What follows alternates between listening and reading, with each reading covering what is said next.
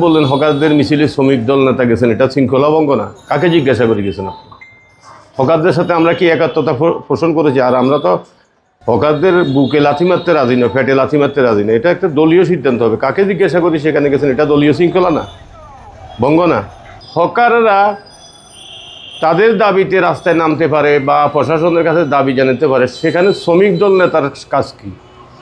শ্রমিক দল নেতা কেন সেখানে ইনভলভ হবে? সমগ্র কাজে নির্বাচনী প্রচারণা বলেন, সামাজিকভাবে যদি আপনি কোনো সামাজিক কাজ করেন, মানুষের কল্যাণে কাজ করেন, তাও তো আপনি দল থেকে পারমিশন নিয়ে করতে হবে। যে আজকে আমরা অমুকখানে তোবারক বিতরণ করব, অমুকখানে আমরা মিলাদ মাহফিল করব, অমুকখানে আমরা কম্বল বিতরণ করব। তো দলের কেউ জানেন না, আপনি দলের ব্যানার একটা টাঙ্গিয়ে দিয়ে আপনারা যে কোনো একটা কাজ করে ফেলবেন, এটা দলীয় শৃঙ্খলা ভঙ্গ না?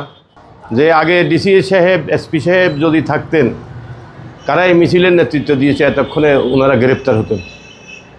যাই হোক, বর্তমান জেলা প্রশাসক এবং পুলিশ সুপারও আমি দৃষ্টি আকর্ষণ করছি, এই শহরের এলোমেলো পরিস্থিতি যারা নষ্ট করতে চায় তাদের নামে তালিকা করে তাদেরকে গ্রেপ্তার করা হোক।